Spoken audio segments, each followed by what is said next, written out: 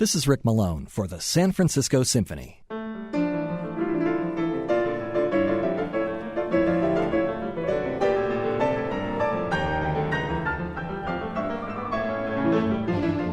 The story of Johannes Brahms' issues with the ghost of Beethoven is one of the best-known tales in all of classical music. How Brahms waited until he was in his 40s to write his first symphony because, as he said, you have no idea what it's like to hear the footsteps of a giant behind you. But it was the ghost of his mentor, Robert Schumann, that may have affected Brahms the most, even before the older composer's death at the age of 46 in a lunatic asylum.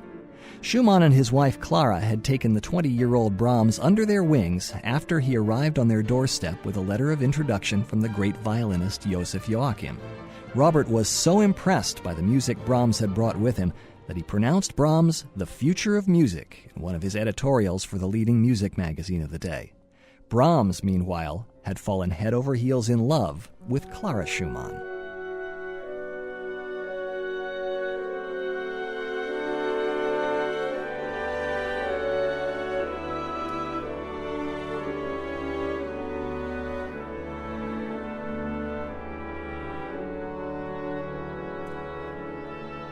If Brahms had been the sort of typical young romantic he thought he was, like the hero of Massenet's opera Werther, he might have killed himself over such a conflict, as Werther did. But Brahms was not a typical young romantic. Conflicted he was, especially as Schumann's mental disorders worsened, but he had the talent and the intellect to pour his feelings into music instead.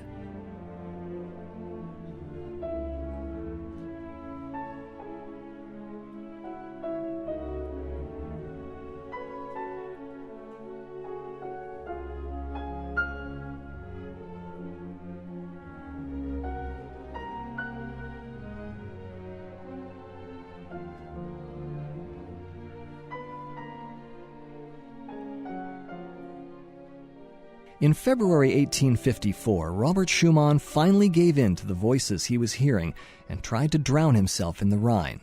He was rescued, declared mentally incompetent, and confined to an asylum where he died 2 years later. But throughout this entire crisis, Clara was denied the privilege of visiting her husband on the grounds that her presence might be too upsetting. Considering what we know today about the Schumanns' relationship, nothing could have been worse for Robert than Clara's absence. Brahms, however, was able to spend time with his friend, but he was also a constant source of comfort to Clara, and he couldn't help falling even more deeply in love, especially in Robert's absence. Brahms and Clara would remain devoted friends to the end, though no one knows just how devoted. Late in both their lives, Brahms demanded she return his letters from that early troubled time, and when he slammed his furnace door on their correspondence, a chapter of personal history vanished.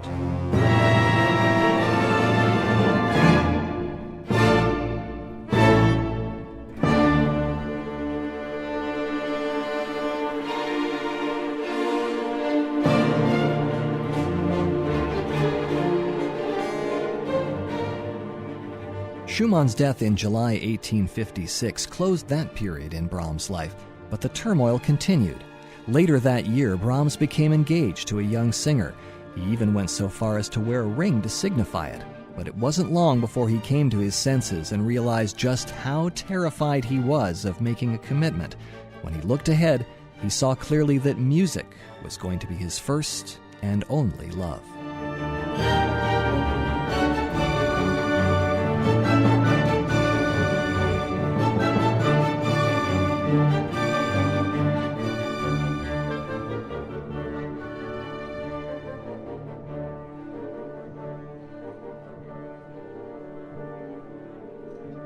Brahms made his statement about Beethoven's ghost in 1870, 16 years after sketching out his first thoughts on an orchestral work in D minor.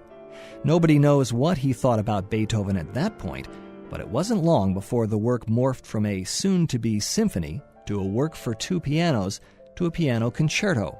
And right from the opening bars, it's clear that this is a work born in conflict and uncertainty. Its premiere in Brahms's hometown of Hamburg in 1859 left the audience puzzled. They were expecting a typical concerto of the day: virtuosic brilliance, dazzling cadenzas, not too many minor keys, not too tragic. To the degree that these were the rules, this concerto broke every one of them.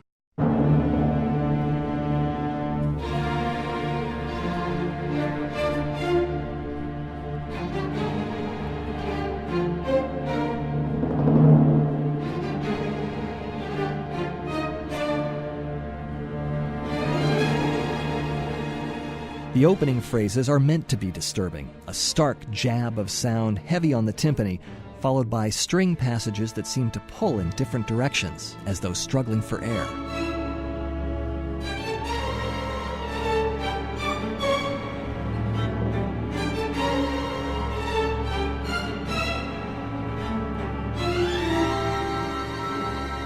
The second theme is like a not-so-soothing lullaby with an edge to it.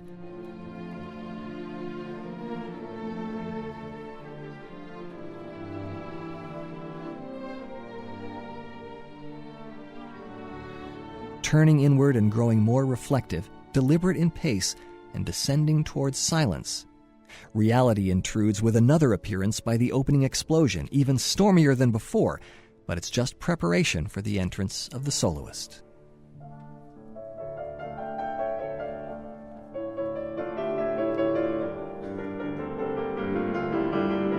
A waltz tune that recalls the opening in a slightly gentler fashion and then becomes more meditative.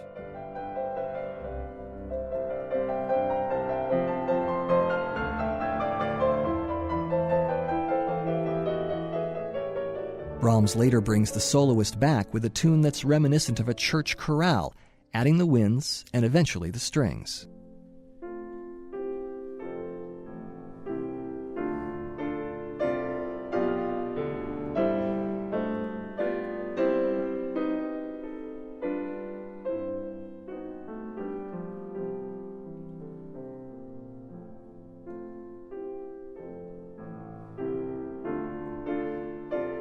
Brahms loved waltzes, and since this whole movement is in waltz time, it gives him the opportunity to explore all kinds of emotional expressions.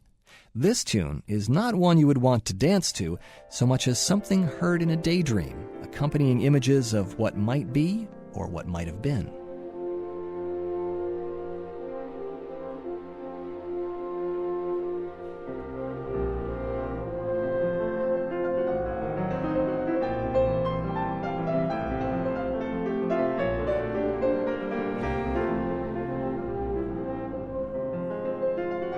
The piano brings back the opening conflict, and the rest of the movement alternates between the violent and the reflective. This is not the neurotic music it is sometimes made out to be. It is the sane and honest statement of someone who at the age of 25 already knew that certain realities could not be changed.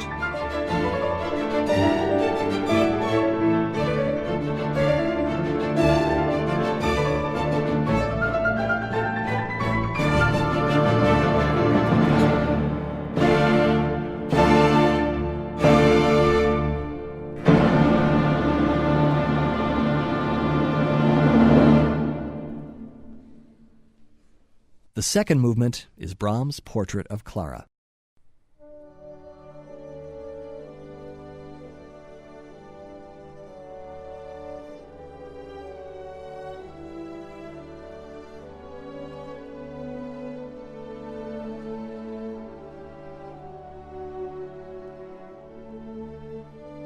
In his first sketches of the movement, he wrote, "Blessed who comes in the name of the Lord."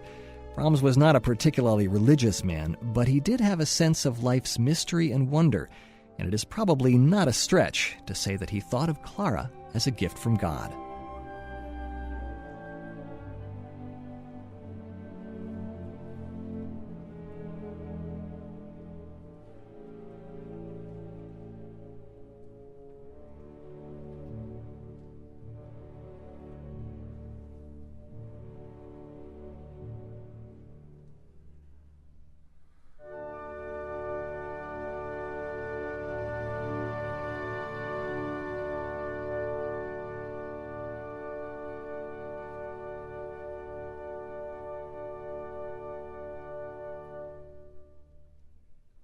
By the finale, Brahms has figuratively regained his confidence, as if he has accepted the inevitable, even if he wishes he didn't have to.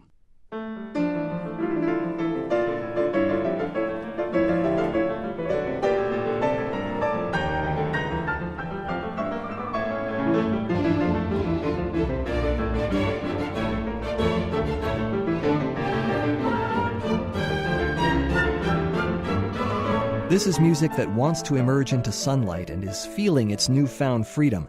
It's dance music again, but the ballroom of dreams has been replaced by reality theater.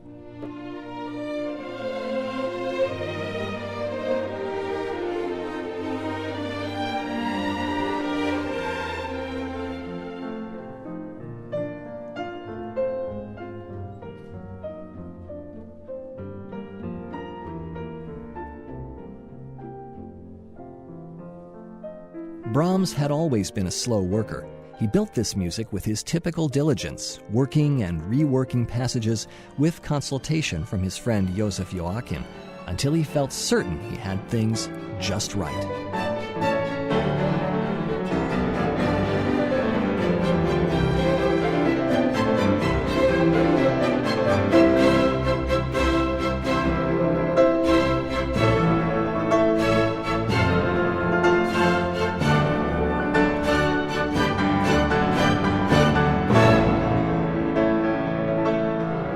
The audience at this work's second performance in Leipzig hated it so much they hissed when it was over, as though 4 years of the composer's work counted for nothing.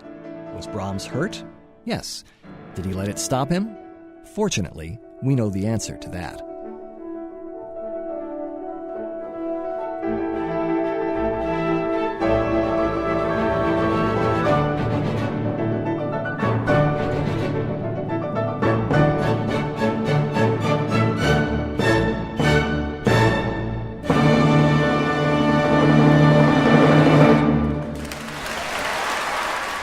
This is Rick Malone for the San Francisco Symphony.